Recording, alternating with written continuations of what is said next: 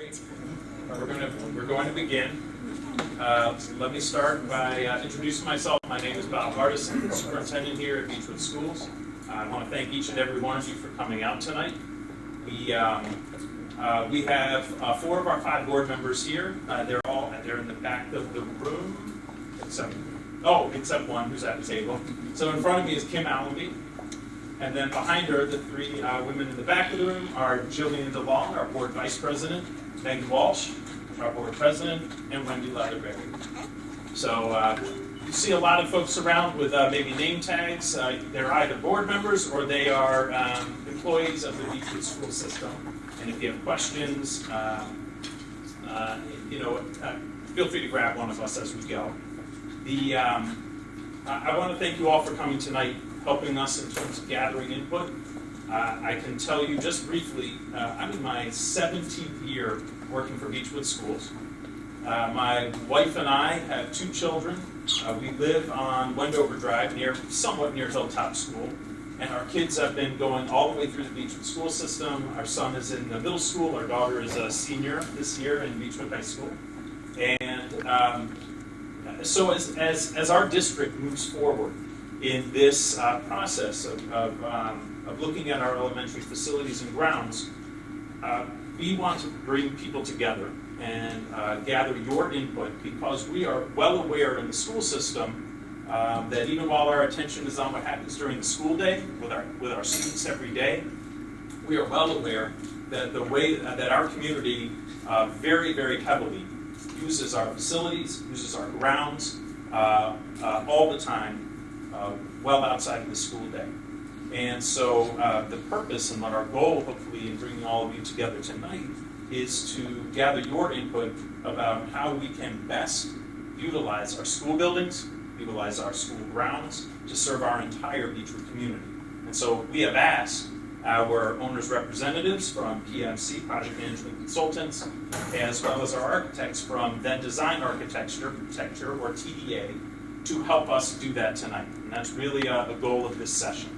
So I thank you all for coming. Thank you all in advance for the input you'll provide us. And I'm going to turn things over to Steve Zanoni with PMC. Thanks. Thank you, Bob. Oh, of course, I already forgot something.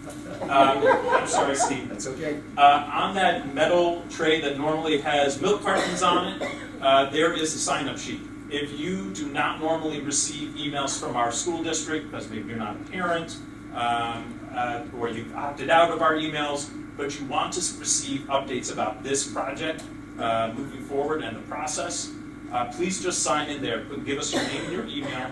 You will end up on an email list that provides you updates about this elementary facility process and not about all the other stuff that parents get emails about.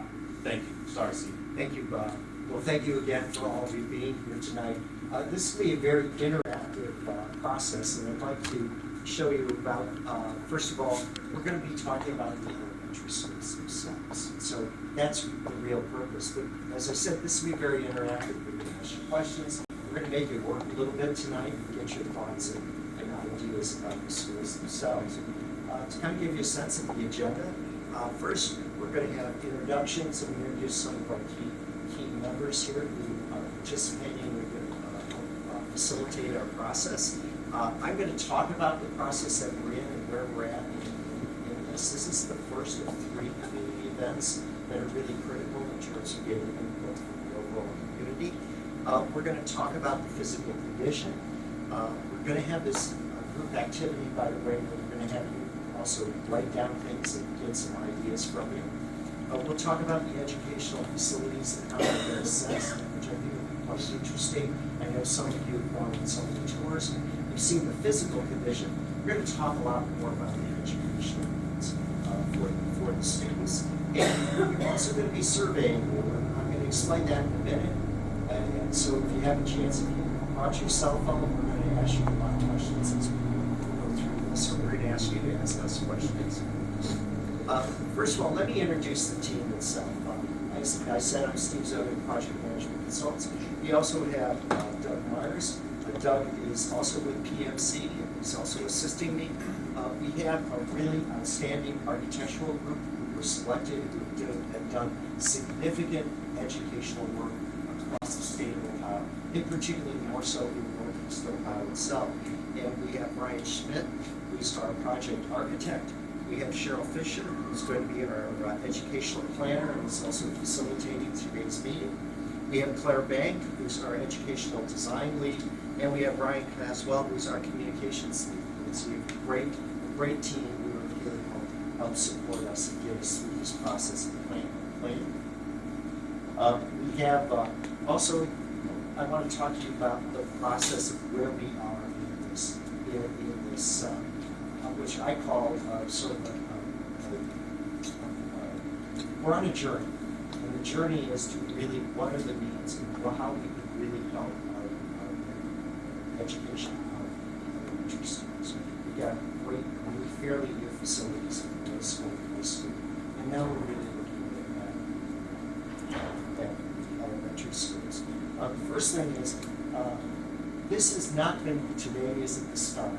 This actual process has started back at the end of last school session, back in May. And at that time, we had a number of staff input meetings, which we had about 5 with elementary staff that started in May and also continued on, and then we had hiatus, and they continued on in August itself.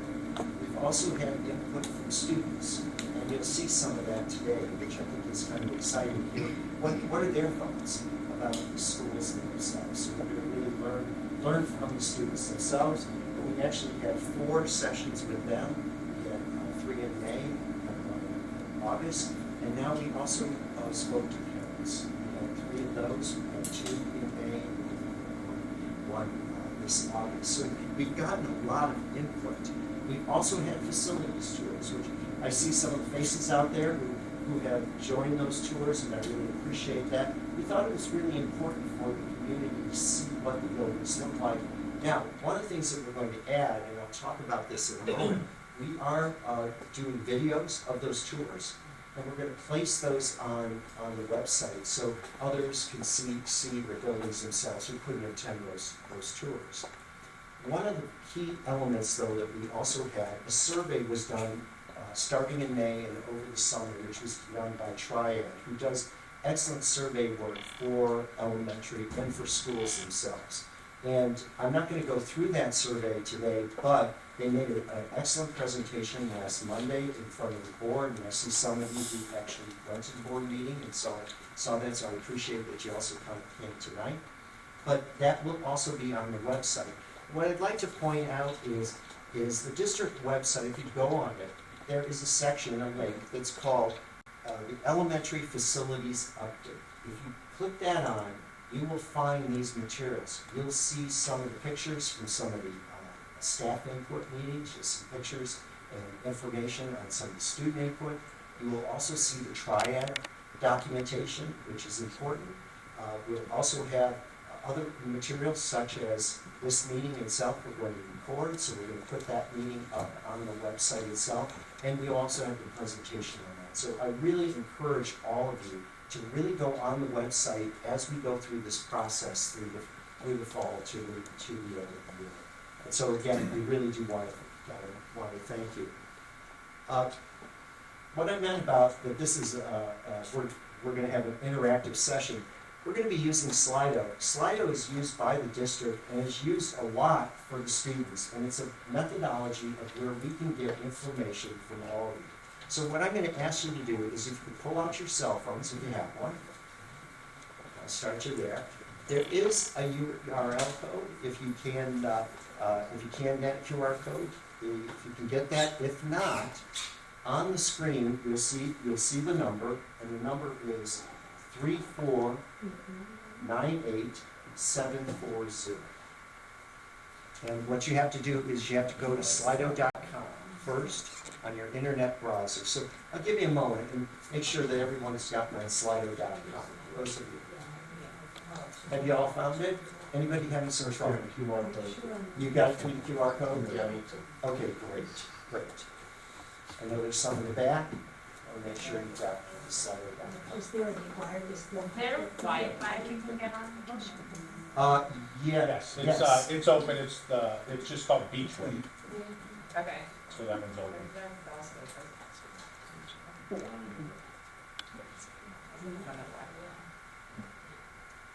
We'll give you all a minute. Wi-Fi? Trash. Those people trying to get on Wi-Fi. Let's just leave it at that one.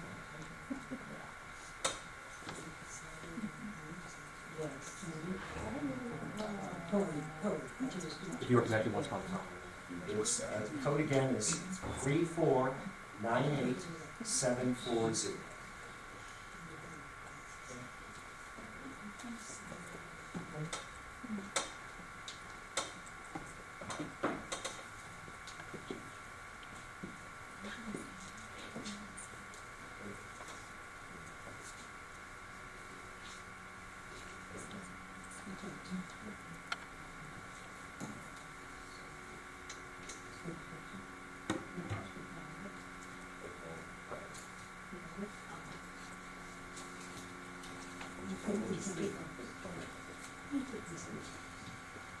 Okay, wait, we have a few others who still working on it.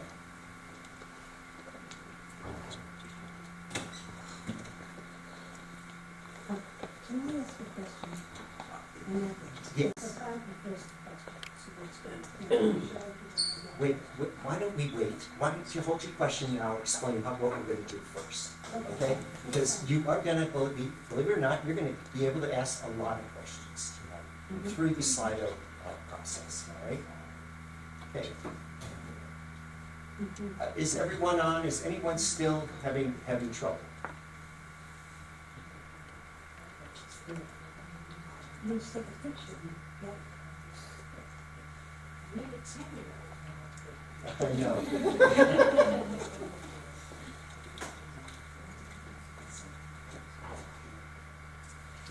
And we refuse to turn up the hole.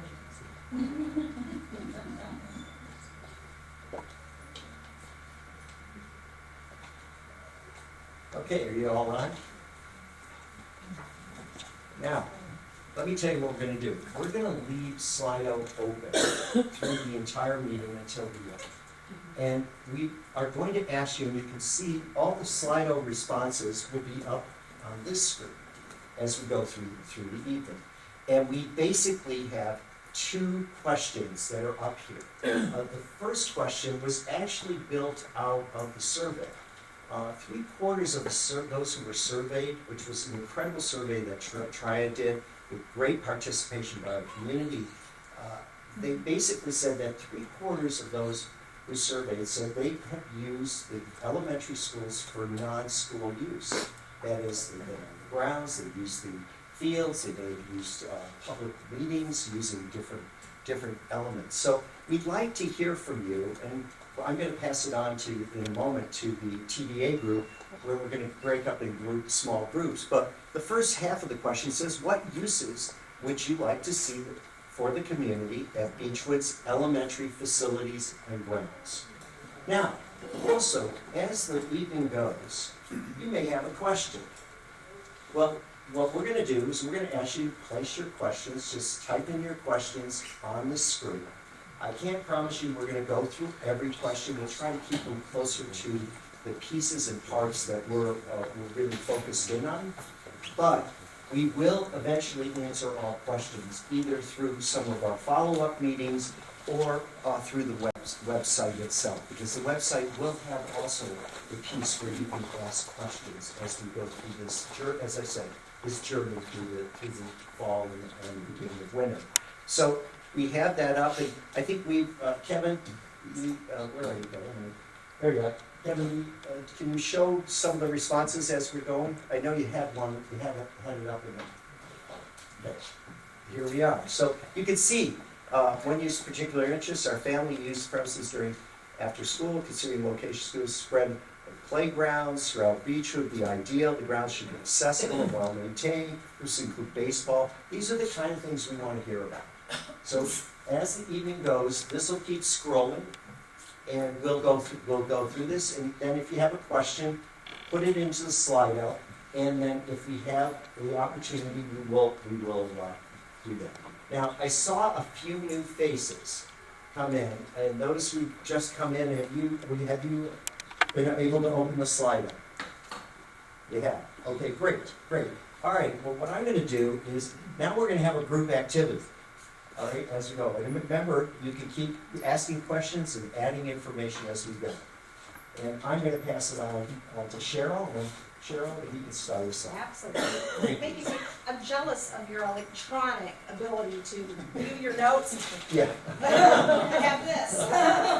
Okay, lessons learned. So, I'm going to just build up on what Steve has just said. For this group activity, we really want, let me actually back up. So, for 6 weeks, we have been gathering a lot of staff and student, building users' input on how we can better serve the educational program through our facilities, right?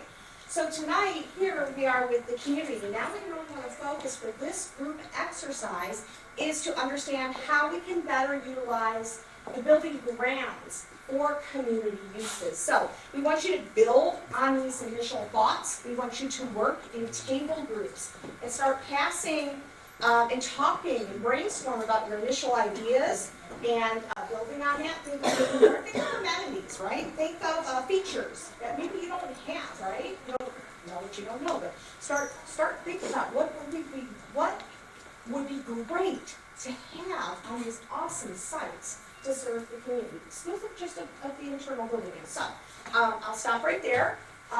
Again, the question you're focused on is how can we better utilize our school grounds to better serve the needs of the community.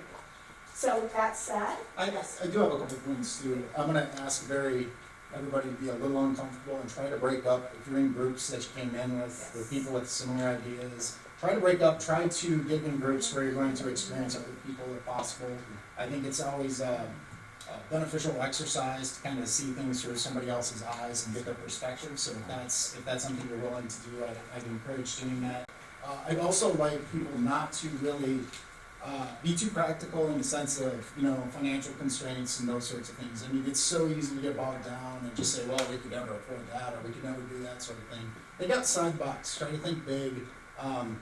This isn't a promise that we'll get everything that we want through these projects, but this is that effort where we have our wants and our goals and our desires for how to use these facilities. Because as Cheryl mentioned, these are fantastic sites that you have in the district. You have 3 beautiful properties that the elementaries are located on, preschool is located on. So how can we best use those to serve everybody? So that being said, it looks like we've got maybe around 40-ish people here.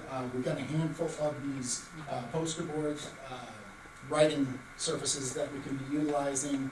Somebody with good handwriting, if you're able to be the writer, and I think we could break up into maybe groups of 6 to 8 people if we're able to do that. So we might have to pull off a couple of sheets and spread out a little bit. people in the back could kind of come up here to some empty spots here, and we're going to give you 15 minutes or so to brainstorm, write down the ideas, and then we're going to ask each table to report out what your thoughts are.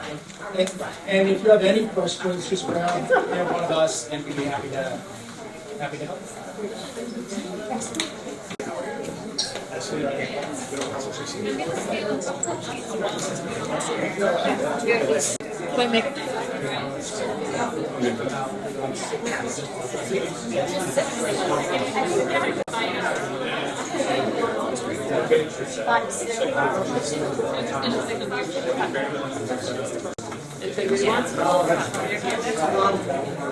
We think the same, so.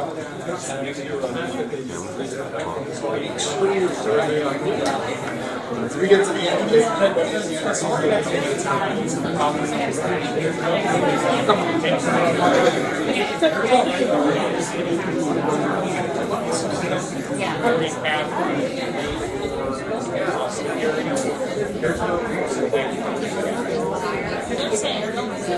Fields are terrible. Right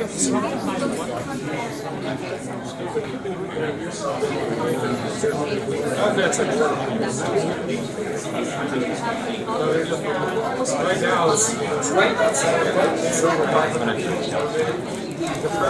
Write all that stuff down. It's about the dugout. All that kind of stuff can be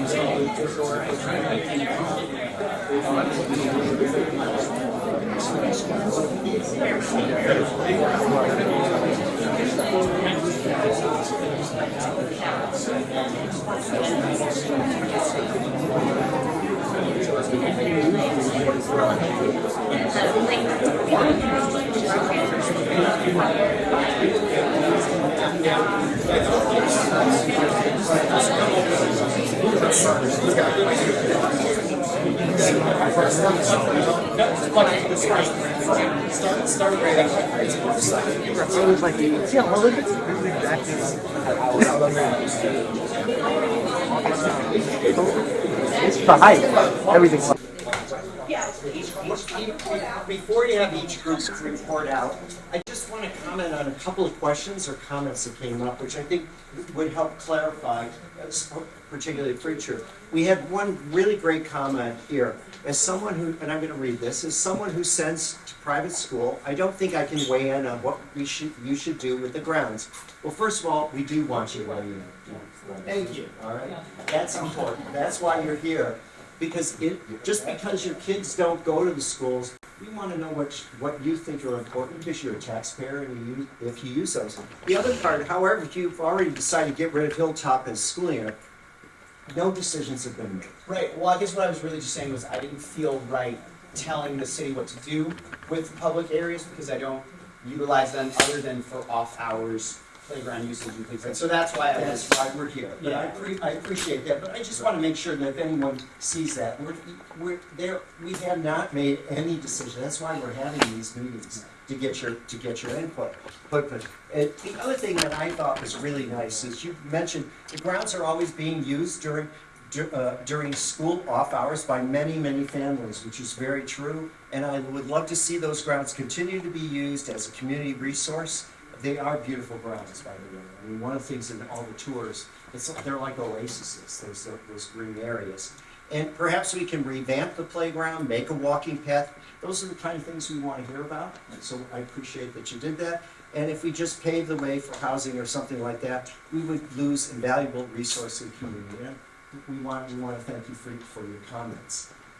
And there were a couple of other questions which I'm not going to read, but had to do with, well, how much is all this going to cost?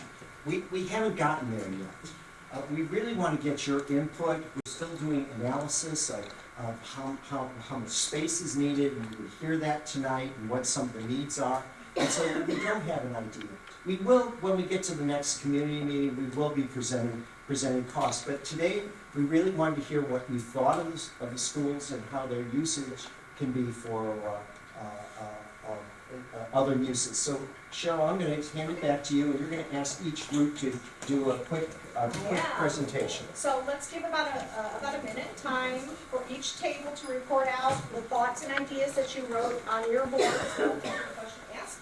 So we'll start here with you. Yeah, kind of, there are a lot of comments on this, so kind of, your key items. We're going to start seeing repeated themes as we go to each group, so you don't necessarily have to spend as much time expanding on that topic, but more talk about things that are different from your table and the previous report table. So, go ahead.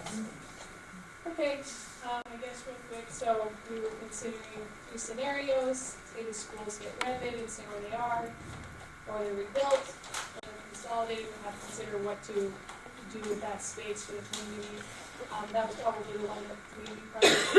Some things we thought about were maintaining a gym on a property for community use, walking paths, splash pads. Fields with better drainage came up for us. If you've gone to the fields many times over here, you might be playing in the mud. The Walter Stinson Park, it's on Fenwick Road University. Heights came up as a model, because it used to be a school ground, and now it's a beautiful park with fields and walking paths. If the schools were renovated and stay where they are, I think we were supposed to be thinking more about how we would use the space, but we were kind of, I guess I'll just emphasize, like, if the school was rebuilt or if they were renovated, environmental stewardship is something we discussed, being considerate of the materials that are used and those that are disposed and the impact on the earth. And if it is a rebuild, considering all of the things that may have a lower carbon impact. Those were some of the things we came up with. So key highlights sustainability.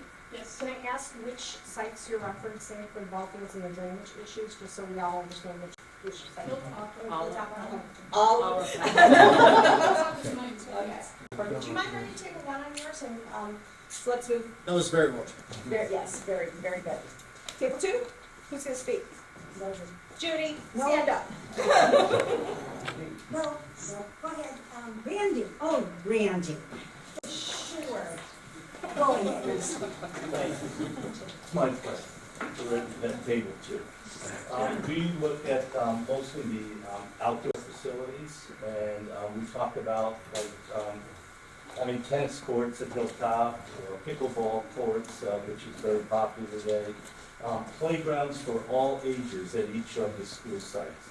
So that depending on if somebody that lives in the Brighton area, they have older elementary children, there is a facility for them as well as a younger child, so in each of the areas. Updating and maintaining the softball fields for use in the summer for adult leagues and recreation programs. Having an area in the school buildings where there could be meeting spaces so that PTAs and other community groups could come in, Girl Scouts. Girl Scouts, or Boy Scouts, whatever, to use the facility. Outdoor basketball courts, so that they could be used in the various school building, at the area school sites. Having the ability to have after-school or evening classes, like an art class or enrichment programs or things of that sort, so that the buildings could be used after hours. We talked about having outdoor educational facilities at each of the schools. So there could be an outdoor gardening program or some kind of community type of outdoor education program. And then also updating the field space, the soccer fields, and that goes along with the drainage and things of that sort. And garden space sustainability, so we're already starting to see some repeating patterns. Yeah, nicely done. Do you mind marking table two on it? Table three? Designate you that? So we focused on playgrounds a lot, adding better playgrounds. So we referenced the Mayfield Village one is a good example of a playground. It's really like adding swings, benches, picnic tables, a pavilion with picnic tables, some shade for the playground as well. Baseball fields being updated with like nicer dugouts. Cleveland Heights was a city that has really nice baseball fields that we referenced, and possibly bathrooms and water fountains outside for when, for public use. It kind of piggybacks with the pavilion idea, because you'd have large group ice birthday parties and reunions. We try to do that stuff anyway, and the facilities aren't there to accommodate it. So, we talked about a community garden and fruit trees, which is similar, but that one idea was maybe to let the kids plant and maintain it, but that anybody could just go pick the produce. Maybe a nature play area. Maybe an outdoor classroom, and that you could also maybe use like for performance space. We talked about maybe for neurodiverse children having like a quiet space or relaxation area, which also we've then discussed that maybe some adults in the community might like to use which was a way we discussed that maybe adults could use the facilities who maybe don't have kids. If we had kind of a nice area you could go sit and relax. Outdoor Wi-Fi and walking. I like the concept of the gardens, because one of the challenges we have in school with our climate is the students start it and then it's not maintained during the summer. So if it was more like the students start off and the community maintains it in the summer, and then you have maybe the big feast or something, I mean, there's I've seen the food share booths too. As stuff grows, you're out there, you're picking, you pick up the zucchini, you put it up there, and whoever wants it can take it. So they think kids. I really like the idea that some of these are starting to bridge too, where you see the potential for an educational program to latch on to something that's community use. That's really exciting. Hilltop already has a greenhouse club, so it would be like a perfect Yeah, and I'm To give partial, that I in. have a green house in my avatar. But it doesn't. Okay, so table 3, okay, perfect, and, table 4. Scribe master. I'll say, I'll go off script, so. much of this has already been said, so in addition to a garden, maybe even an actual greenhouse that extends the growing season. If we're talking facilities and inviting community access, then maybe when if we were free to again, maybe make sure it's regulation size, so that could be used after hours as well. We have makerspace now, not only for student use, but maybe for community use as well, to like rent out access. And then again, much of this has already been stated. If we're redoing fields, making sure that we have adequate parking, seating for spectators, or even just families watching their kids on the playground. Shade was also mentioned. Admittedly, it takes years to grow a tree, but are there some structures that we could put in place to offer shade, and then restrooms and running water for outdoor facilities? That a pavilion space are also mentioned. That's great. Once again, I think some of those pieces like the makerspace, I think that's really interesting. We're seeing some of these things kind of bridge. That's great. Yeah, that's great. Awesome. Thank you. So you can mark that table 4. So let's go back here. You all can report here in the center table. We'll call you table 5. Okay. Yes, so we talked about some of the same ideas you had. Certainly like green, environmentally friendly green space was a big theme. Native species plants, gardens, even walking paths, LEED certification, even solar panel roof, like just really going for sustainability there. Updated playgrounds, I think, is something I really would love to see. Kind of that nature play, like Fenwick Park. Roughing Montessori was brought up as like a great model. They have an outdoor learning space, also a lot of nature play for kids, and they've gone through like all those the green certification. Also, the JCC has an area too as like a model space that we noted there. For kids, facilities for like even indoors, like hands-on learning, project-based learning. I put down like lab and science space. I don't know that Brighton has any of that area, but they might. Because even with the little kids, you can get them involved in like science activities. And then a big theme as well was like community access, not just for seniors, but for anybody else. If you have small kids, if you've got kids in private schools, like everyone else was saying, and that being indoors as like indoor community space, as well as like outdoor, maybe picnic tables, eat outside, pavilion type things. With that, being a parent myself, like modern security, so like video surveillance or whatever would be nice to have. Just thinking about approaching it to community members, that's great, but we always want to be mindful of security features too. And modern, coming off the pandemic, modernized ventilation, maximal air exchange, functional windows, and then trying to bring light into the school building. And that's perfect. But it seems like even so, just any sort of natural light is kind of with our long winters here. And is there anything else that Yeah, senior access for community meeting rooms. That's one thing. Like I guess at the library, it's just really hard to get in to those community meeting rooms. So if we had space that we could have after hours or whatever, even Sunday, seniors could probably come in if there's space not being used for meeting rooms. That would be awesome to have. How many seniors usually attend those meetings? Just interested. I don't know. I haven't asked me. I wasn't implying anything. Okay, just trying to gauge. How many seniors? Like like for our homeowners association meeting, like how many would you expect? Like 30 or? There are different kinds of associations. Yeah. There are condo associations that each would have meetings. There are probably special interest groups. There are all sorts of things. We didn't talk about this, but it just occurred to me. There are also some large apartment buildings within Beachwood. And I think people probably thinking about, you want to go to your backyard, you go to your backyard. Okay, apartment dwellers don't have those opportunities. So they would probably be another whole group of people who would be interested in using other facilities that they bring access to.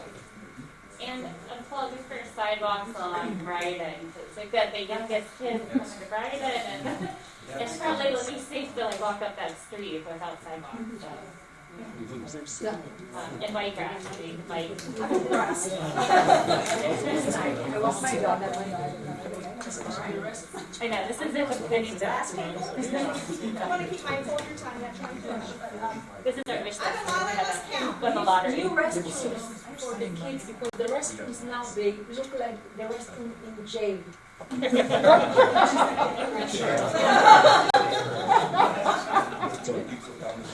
Noted.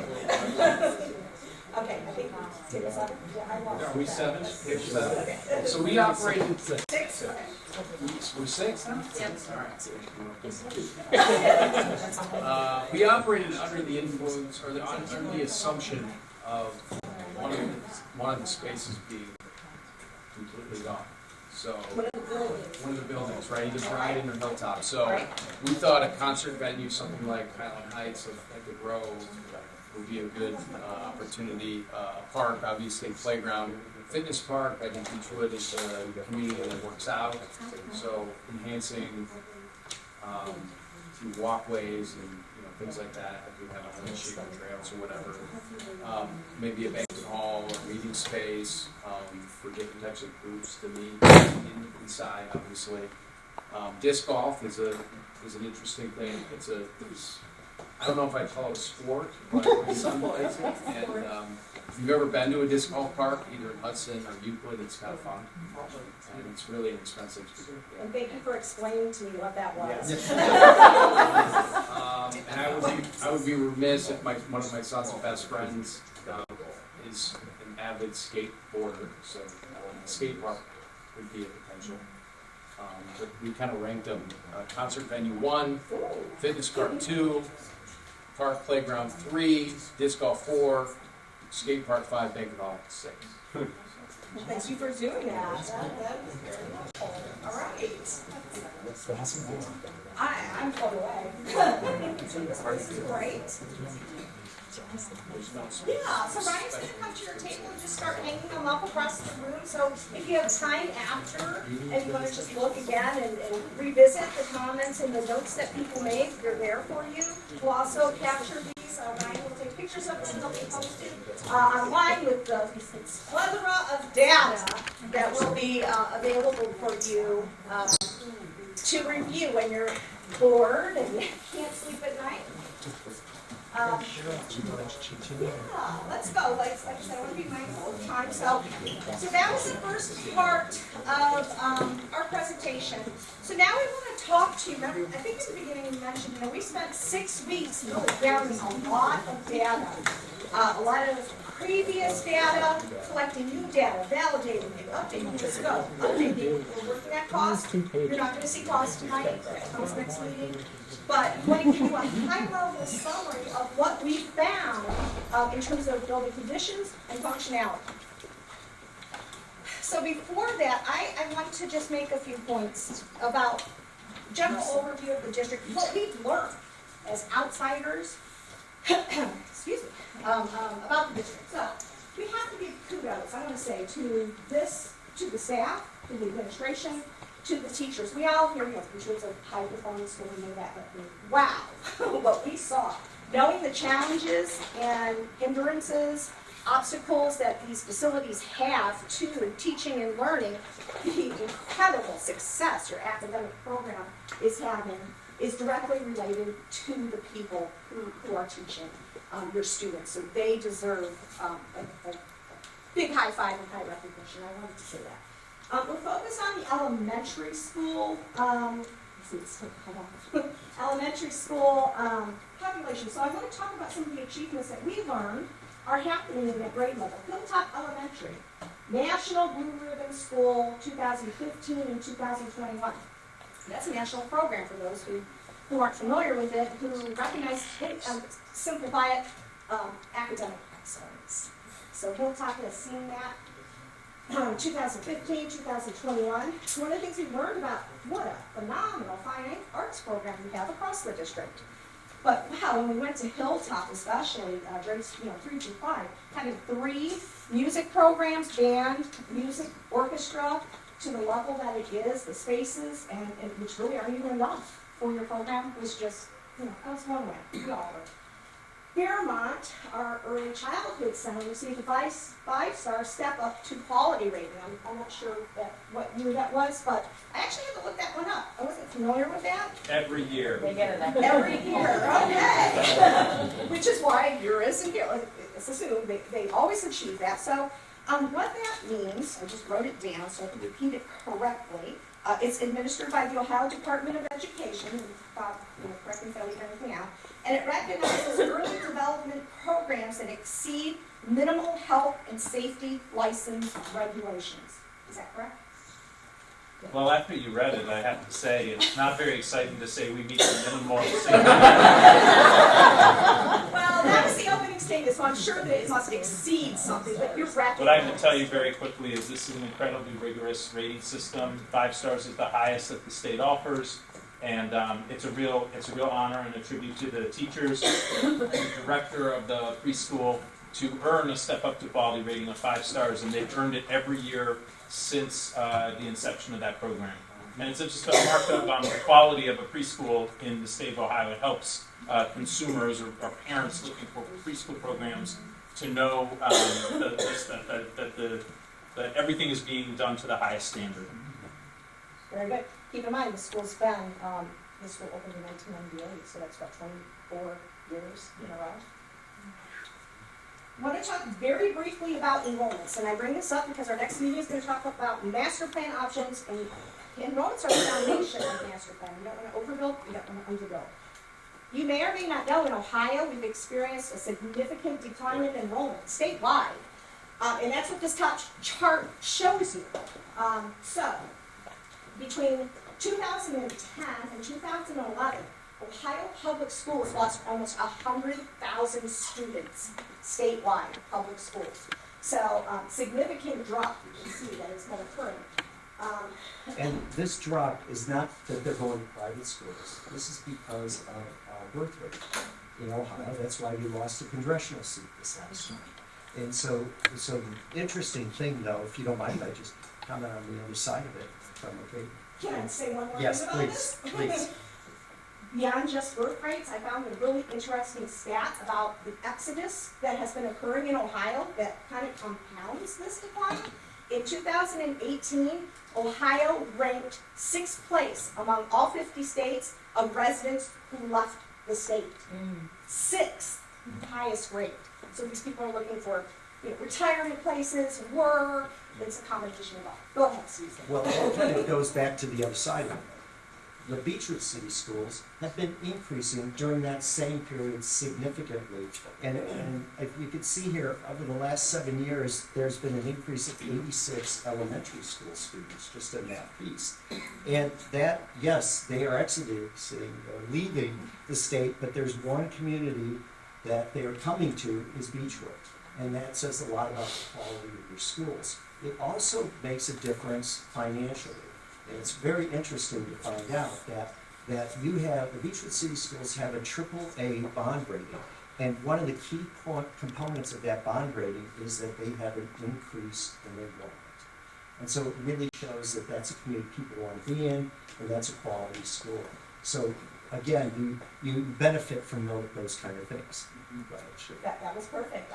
Just to outline the stats, we started back in 2015 when this was tracking. This is just elementary school enrollment that we're looking at, just to clarify. 522 students, and our last checkpoint was last week. What we got from the district, which was 608 students. So give you some context to that chart. Okay, so now talking about, I mentioned, when Fairmont was constructed. So before we dive into the building condition, I just wanted to give you some graphic context to when these buildings were constructed, and the sequence of construction of the addition. So this is really representative of about 80 years. When Hilltop and Brighton were constructed, Eisenhower was our president. So just give you that point of context there. So Hilltop, Brian, constructed in mid to the late 50s.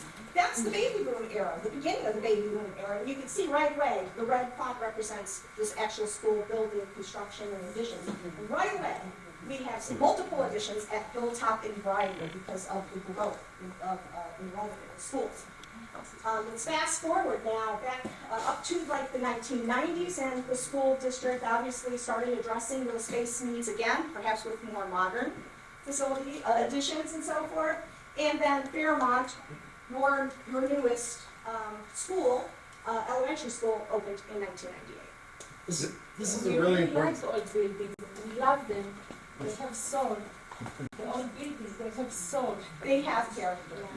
This, They absolutely We do. love them. this is a really important slide for a couple of reasons. So I think the first one is just not only the philosophy of education that happened when these buildings were originally built, but just the way that people operated in their community. You walked to school every day, you went home for lunch, that sort of thing. I'm probably stealing some thunder from further down the presentation, but those are things to really consider as we're looking at how these buildings are presently sitting and what can be done to improve that experience. The other really important thing to note here is that most systems in the building, windows, doors, mechanical systems, and Cheryl will get into this, they've got about a 20 to 30 year lifespan. You know, so most of these things will operate for 20 to 30 years. And your staff that maintains your buildings, they're awesome. I'm just gonna go out there and say they do a fantastic job. Some of the best in the area that I've seen.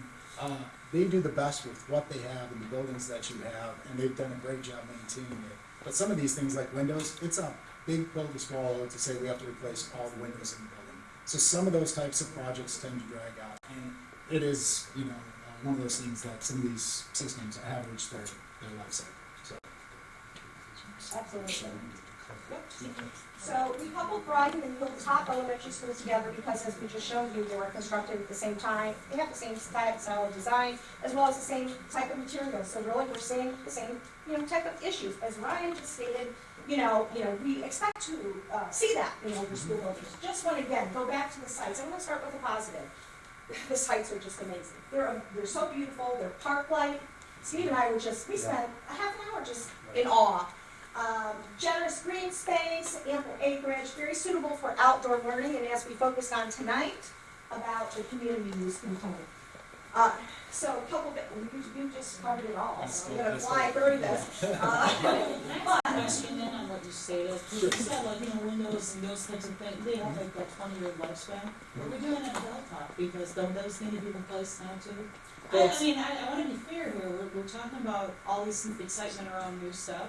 But like, what's going on with Hilltop then? Because that would mean that it's, it's ripe for replacement. Well, it's just all of these buildings have components that do meet that life cycle. And as they've gone through, like roofs, for example, roofs have been replaced. That's your first level of defense from rain. So as you move through the building, as funds have been allocated over the years, things have been addressed as they're able to. So it's some of that stuff, some things fall behind, but as far as life safety, building security, thermal protection, all those sorts of things, the district's done an awesome job in maintaining that.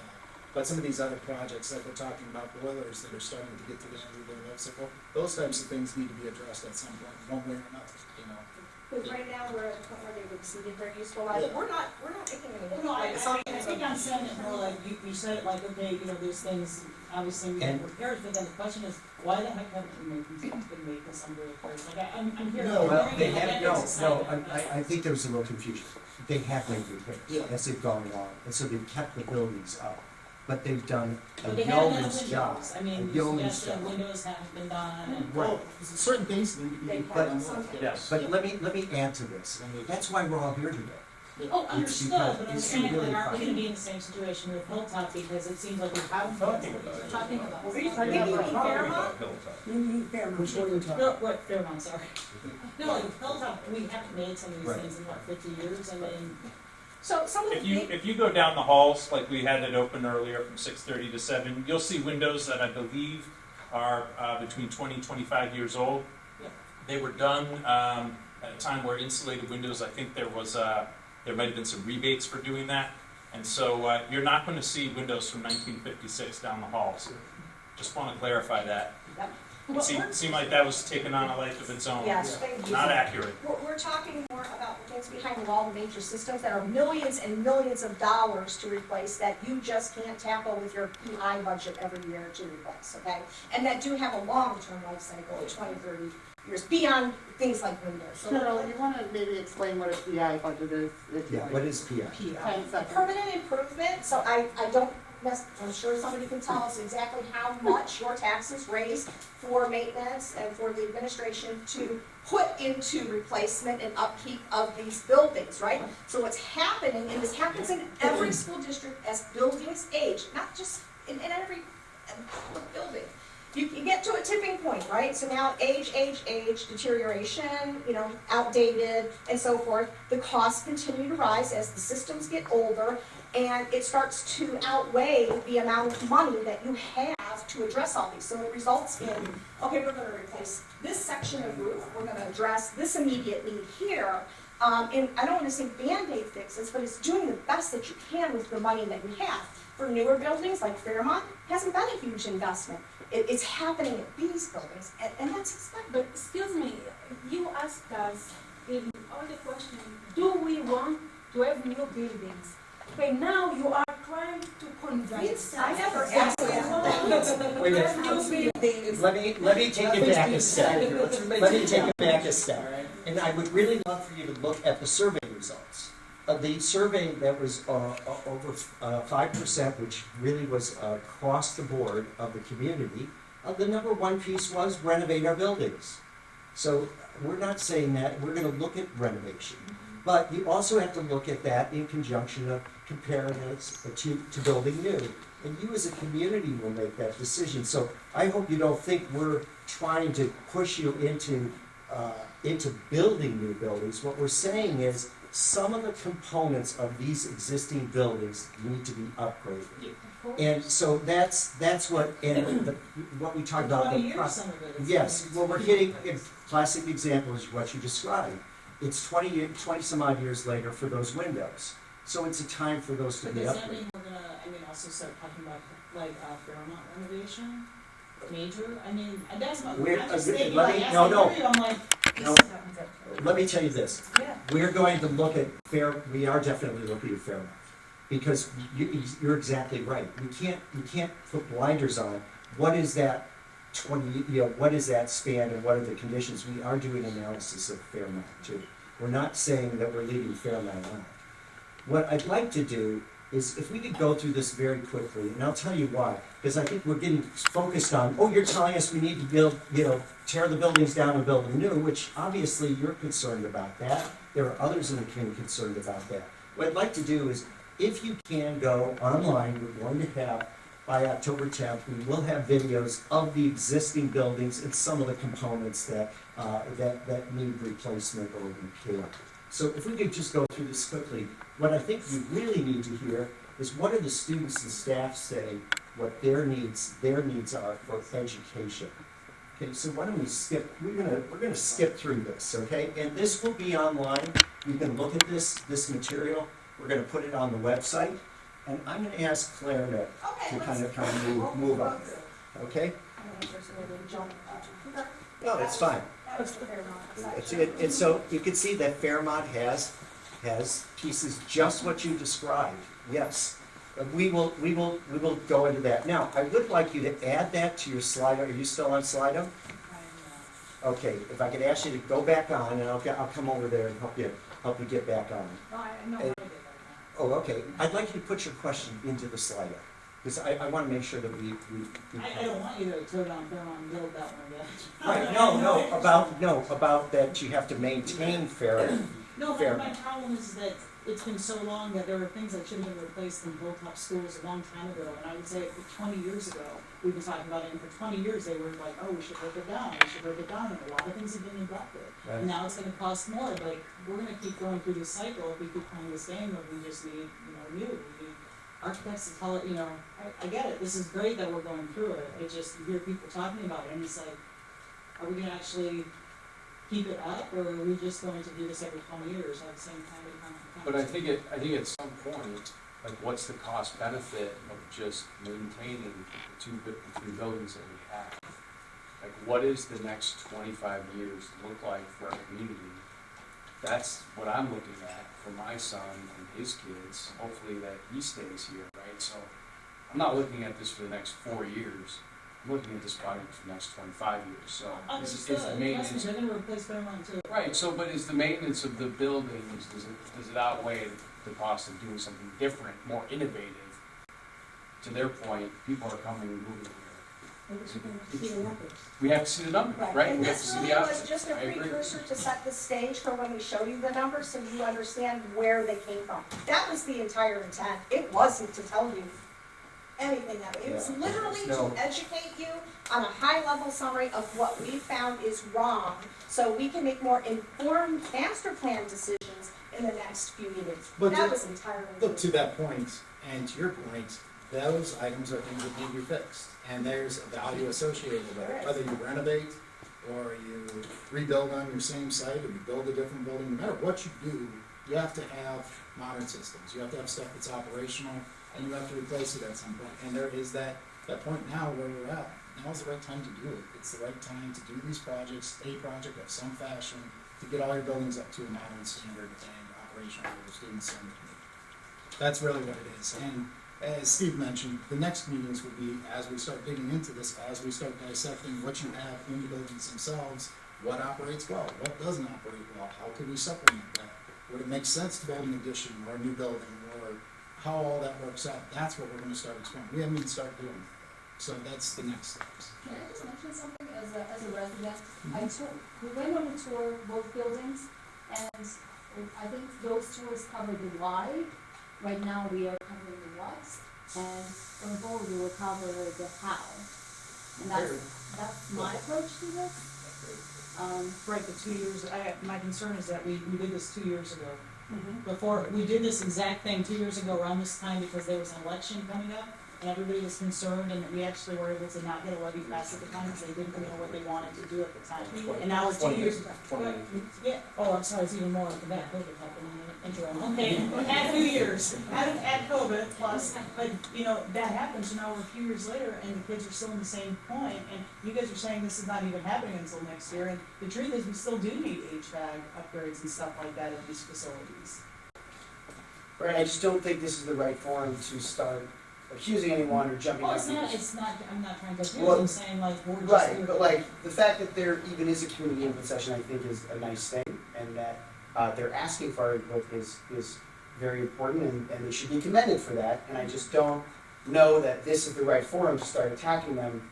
We're just trying to put all the information out there. So I think we should just kind of move on and go for that. I didn't feel you were attacking this. I thought you brought up some very good points in terms of the process, and so we do appreciate that.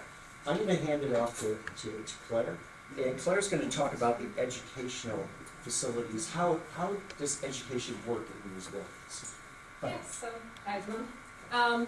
So the next portion of this presentation is going to look at the educational delivery that is occurring in Beachwood and how the existing buildings support or maybe sometimes hinder some of the goals that some of the teachers are trying to do. So my role at TDA is to look at these facilities, compare the educational vision of a district, and then see how they align and what do we need to do to bring things up to speed with what the education will be in the future.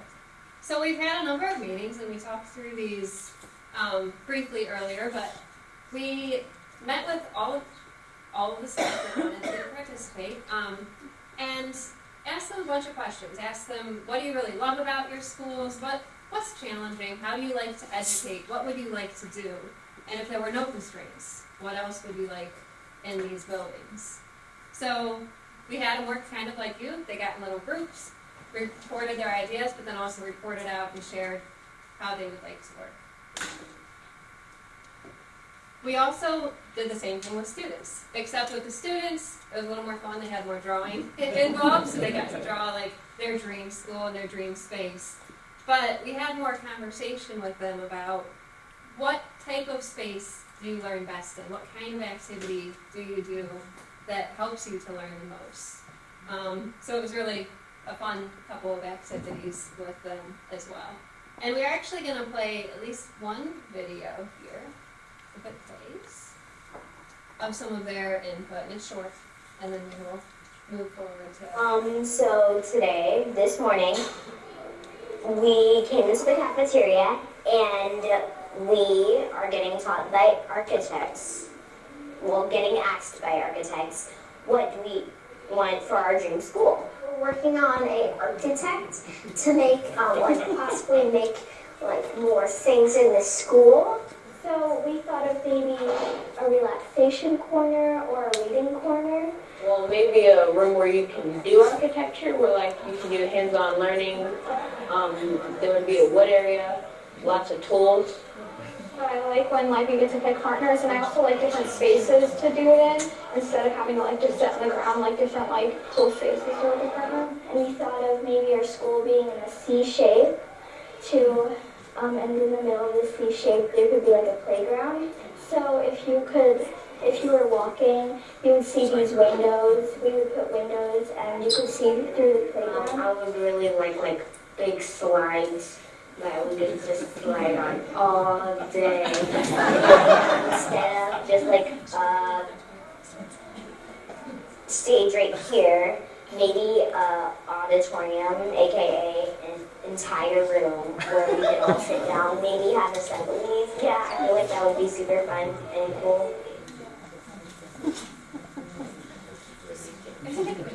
So the thing that I loved about meeting both with your teachers and with your students is they had some great ideas that started to align too. So we're going to present some of the common themes of things that they talked about. Of course, teachers knew more about some of the needs than students did and vice versa. So some of the things that the staff and that the students loved had to do with the site. And I know we've all raved about the site is beautiful, it's park-like, but they all voiced the same thing. They wanted even more connection though. So the teachers asked for more opportunity to be outdoors. Things like gardens were requested. The students had some great ideas for things that you could put on the playground. So these are actually some of their drawings. They wanted swings. Apparently they are missing from the playground. And then slides were really wanted, as you saw in the video as well. But the teachers and the students talked about more nature play. So some things that are more creative play maybe, because they all spoke about how much they learned through that activity. So making more use of your sites than what is currently happening. So then, as Ryan already mentioned earlier, these buildings were built a long time ago. So some of the things that weren't considered then are considerations now. So a lot of your students at the time were walking to and from school. That was okay, I said that too. So now, of course, a lot more students are arriving by car or by bus, so the sites are just pretty tight as far as retrofitting that in, working around the existing building footprint. So potentially reworking that system if that were needed in the future. And then security has become more and more of a concern as well. So looking at the entry sequence for visitors to the school, there is a main entry, you have to be buzzed in, it's well monitored by your building staff. But once you're buzzed in, you are into the building as a whole. You're not going into an office, getting screened, and then coming out into the rest of the building. So that could be improved, and it's something that everybody voices a concern as well. And this is just another example of that, which I'm sure you're all familiar with. Another need of just something that wasn't really considered when these were built. Students were walking home to eat their lunch at first. Now students are fed in school. So the school's been creative, and you've got this cafeteria addition, you have some kitchen equipment here, but it could be much more efficient if there were a kitchen that allowed more preparation of those and then ran those lunches faster, if there was space that was more set up for it. So, as we've talked about as well, enrollment is increasing, which is great. Most districts don't have that. With that, programming is increasing. More options are being offered for your students, which is wonderful as well. But with that, more space is needed, and different kinds of spaces. These were built at a time where it was just a single corridor, classrooms on either side, they're all the same size. So some of those different kinds of learning activities weren't supported. So the teachers voiced the need for different space types, pointing out that in classrooms such as this, for the different kinds of activities, there's multiple modes of learning. So individual or group work or presentations, it just gets crowded in that one space to have all of that happening at once. So they talked about wanting more variety in that. So similar to some of the layout at Fairmount, which is a newer building that took into consideration some of these types of spaces that were requested by the teachers. They liked that there was that meeting space for their grade levels between classrooms. They wanted bigger than that, but it was something that they referenced that was successful at that school. So students also, I had snuck in a little drawing there earlier, of an auditorium. So it was also on their radar of larger presentation areas than what they currently have. But then another type of room that is really just not available right now in the schools is a small group room. There's a lot more smaller group intervention going on with students that teachers need a little bit more focused work with those students. So this is an image that's showing that multiple intervention specialists are using that type of space, or multiple people that are needing that small group space. That's, if I could add in there too, that's a program that over the years, special education has, people come to understand how to teach special education much more effectively than they had in the past. And so buildings that were built 50s, 60s, 70s, they didn't have a lot of those kind of spaces. So you have classrooms being converted, you have conference rooms being converted into these type of accessory spaces. That is one of the biggest failings in schools in Northeast Ohio, is just having those spaces.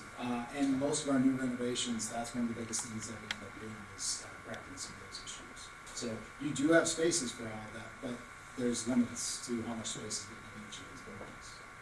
Yeah, the teachers were really great about noting just having more dedicated spaces for those, because those students tend to need to move throughout the day into different scenarios of how they're working with others, how they're working on their own as well, or in their in different settings. So these are some of the spaces that have been sort of retrofitted to serve some of those needs. And then just because you're having growing enrollment, you're having more programming, the buildings are kind of busting at the seams. The spaces are all utilized, and they're utilized fully. So at least Brighton, a couple of the specialists do travel around from classroom to classroom.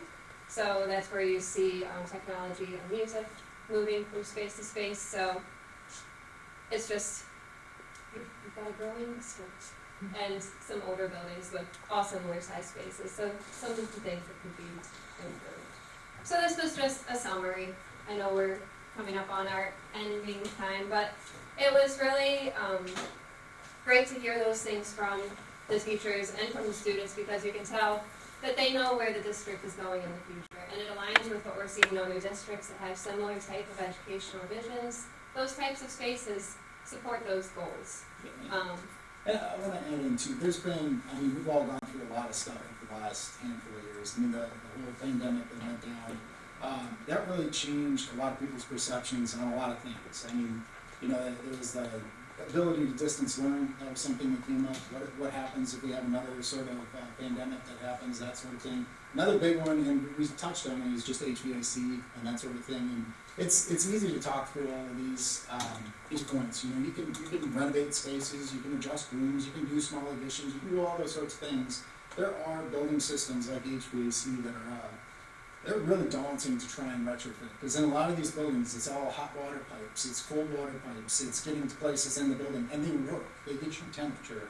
Ventilation's your biggest concern, and it's something that over the years, the last few years, there's been so many leaps and bounds in technology with ventilation, and this is some of the ways to kind of purify the air and filter the air and things of that nature, that it's one of those things that no matter what you do, those types of considerations need to be made with these buildings as well. So this is something that the process is coming. You know, we've already talked about the facilities and the educational process, but there are those other items that we need to take into consideration as well. Real quick, and this is more a question for Bob.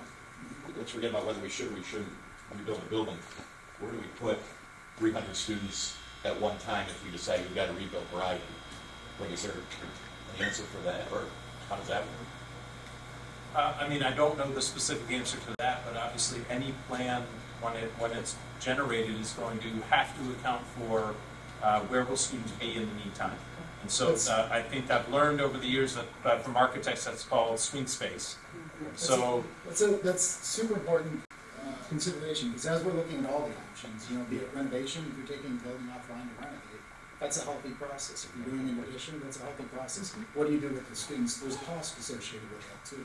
You know, so the best way to do it, and there's an experiential component to it. So what you're saying is, there isn't a set plan, but There's no such thing, there's yeah, solutions. there are a to bunch of that I'm just solutions not and there are aware a of. bunch of Okay. methods. My point is you brought up an interesting point, and it is a big consideration when you're looking at any of these master plans as the hospital. Very good question. Out of curiosity, but middle school and high school, when were those built? Was that on your timeline? No, we didn't.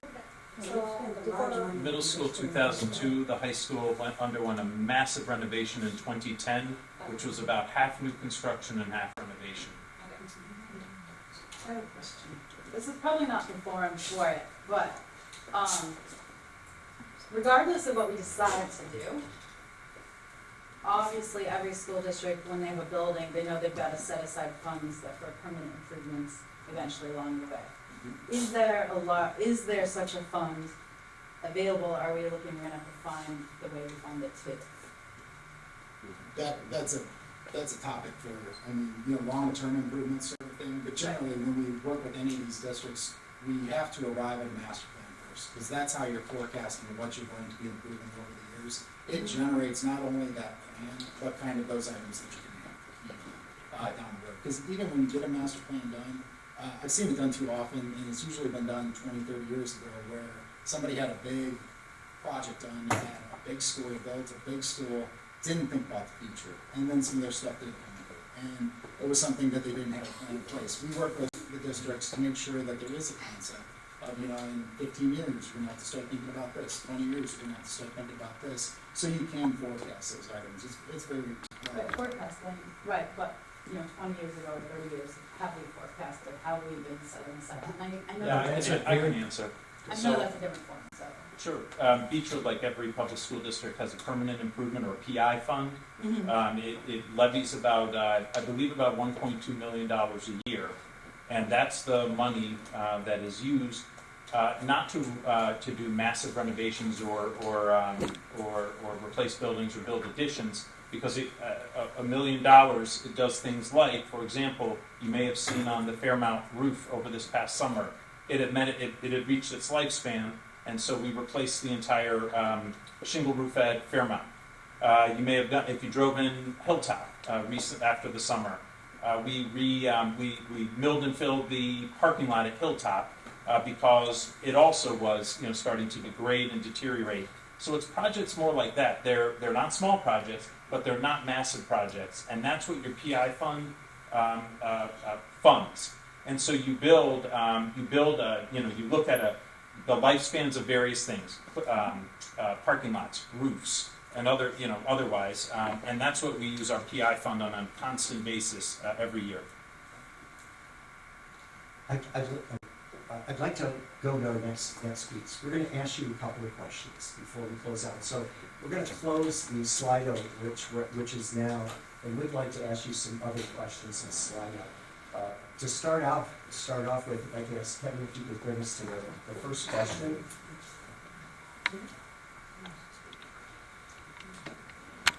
Okay, this first question, we'd like to get your thoughts on this. Again, if you need to join Slido, the information's up there. What are your thoughts about what you learned regarding Beachwood Elementary Schools tonight?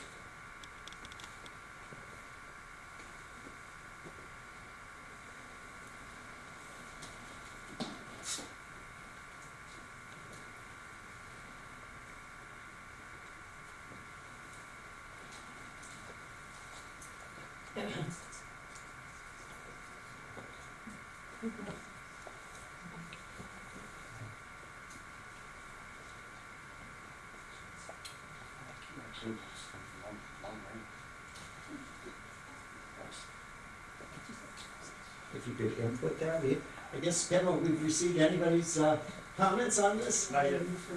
Okay, give you a few minutes if you got off Slido. It looks like you have to answer all three at once. I think there's a new slide. Yes, there's going to be, this is a new Slido question, yeah. Here, we've got, Some of the comments you're seeing starting is no question about the need for significant upgrades to existing buildings.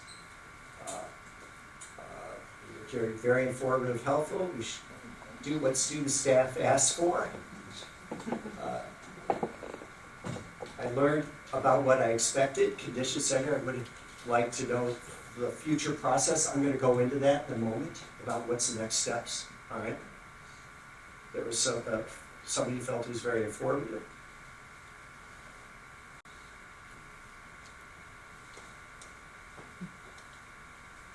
This is very helpful to us. We'll leave this open for a few more minutes.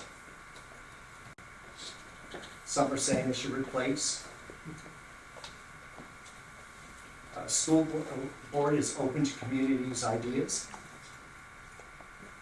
Slides. A lot of community education is needed for people to understand the challenges of the old buildings. I think that's a great comment. Absolutely. They're old and need replaced. It's a very divisive topic, yes. We need to improve all three facilities and look forward to seeing what's possible for our future.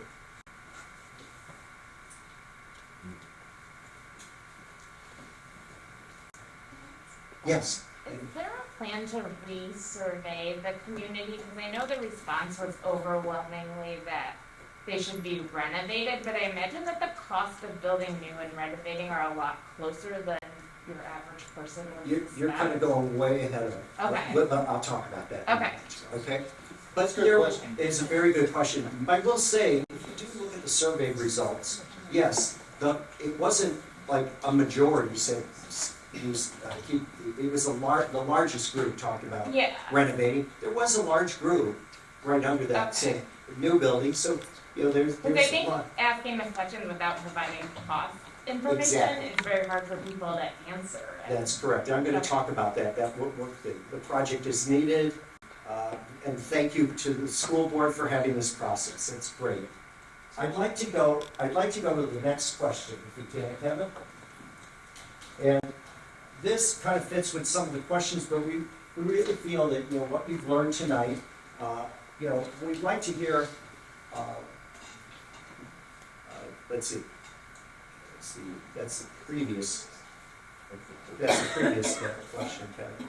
We're looking for what else do you.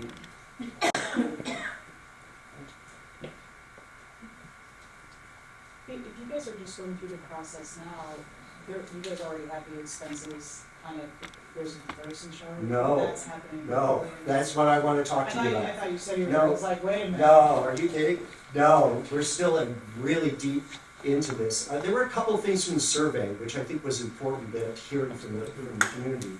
I have to tell you, I can't give you the whole summary of the survey, but it was very clear a single consolidated school was not acceptable to the community. I'm going to be very honest with you. And in a lot of ways, it's probably not an option we're going to look at. Because I wouldn't say it was 50-50. It was a larger group said, hey, renovate, and another pretty significant group said, hey, build new. But it goes back to exactly what you said. What are the costs? And you have to look at it, and I'll tell you in a moment. Here's the new question. What else are you interested in knowing about Beachwood's elementary school facilities project? So if there's anything that didn't happen tonight, but you think, hey, this should be thought of, or we'd like to hear your thoughts on this, and I'll give you a moment to type in any responses. Yeah, I think a lot of you did that in the previous. You're exactly right. But if anybody wants to add anything, we certainly. Mainly cost and environmental stewardship, some actual potential plans, including budgets. Will there be operational savings by going to 2 buildings instead of 3? Cost-benefit analysis of renovation versus replacement. You're all putting down everything that we're going to talk about at the next community meeting, which is, I think, really great. So in some ways, this was in my mind, was a very successful meeting because that is the next step. And examples of other schools that went through this process are very helpful, especially rolled into a levy vote or has this already passed. I will say, no, there hasn't been a pass levy for this yet, as of yet. Phasing, if those costs will weigh, absolutely, in the decision. Okay, let's, You said that, like, where we are in the process. Yeah, my just question is the timeline, only because I know the goals are behind the May ballot. When do you think, whatever the process is together and presented to the voters, so there's plenty of time before that May vote for people to get informed whether they support it or don't support it? absolutely. Let me go through, I'm gonna go through the next steps. All right, I just want to give others just a chance to put some things down. I think we have everything there. I'm gonna go to the next slide. All right, the next steps, and let's talk about that. The next step is October 20th. And the purpose of that is to actually look at options. And when we say options, we don't say just renovate versus building new. It's renovate, what is the schedule for renovation? What is, if you have to move kids, what is that piece? Looking at all the pieces and parts. So it's a complete cost assessment. It's not just the cost of building. What are the costs to the operations in terms of moving? How does that happen? Well, we're going to be looking at that. So we are going to be doing an analysis of renovation versus new. We may have, and we're still looking at this, a combination of something. Partial new, some renovation, maybe new here. We're still looking at those options. So the next meeting is really critical, is to really look at that. The reason we wanted to have this first initial meeting was for a couple of reasons. One is, we wanted to show that, hey, we've been doing a lot of work in terms of looking at the educational advocacy by speaking to the staff, the students, and the parents. And that was really, really critical. Secondly, that we have a lot of information and significant information on the status of these buildings and what needs to be improved in these buildings. We need to do those analyses. So those have been completed. So we're now gathering dollars. This team, the architecture team, is going to come up with different options. And it's from those options that you would do that comparison of that you just described. And the goal is, at October 20th, to have a whole series of options and to get reaction from you, the community, on those options. So this will be a pretty significant meeting. So it'll show what the costs are, what the benefits, what drawbacks, all of those pieces. We can look at that in great detail. What's going to come out of that is we're going to hear what your thoughts are on those different options. There isn't going to be one single option that's going to say that's the best one. I think there's going to be a community's going to say, hey, I like these pieces, or you might say, I like this, but could we combine it with that? So you might develop a new option. The goal is then to winnow those options down by November date, which is November 17th. Come back to you as a community and say, here's what we heard from you, and this is where we see maybe one or two options, and then get feedback again. From those options, then that can be made to a recommendation to the board from the community itself and through this process to say, hey, these are the two, and then the board will have to do their analysis sometime during December, January, in terms of doing that. So we really want to get your reaction to these options at the next meeting, which is on October 20th, and I would really stress, if you can, and there's two things I want to stress again. Don't forget to do the sign-in sheet. We can make sure that those who are in attendance here are getting information. The second piece, which I think is really critical, please go on the website. And every week we keep adding new information on that website, and that's called the Elementary Facilities Update. That will show even today's meeting, today's presentation, these Slido pieces you're going to see on the website. It's going to take us about a week to get that. The video will probably follow up a little bit later. That is really important so you can see that. Third is, we're also going to have on the website a place where you can ask questions as we're going. So you may leave here tonight, and say, gee, I wish I would have asked that question. Please go onto the site, and I don't think it's set up, we're going to have it set up fairly soon. It is set up. Set up, yeah. It's set up, great. So please go on the site. If there's something or concern that you have from tonight's meeting, please go on that site, point it out to us. That's important. So we really appreciate that. And we do appreciate tonight in terms of wanting to thank you. I know this was a lot of time to ask you to sit in this room.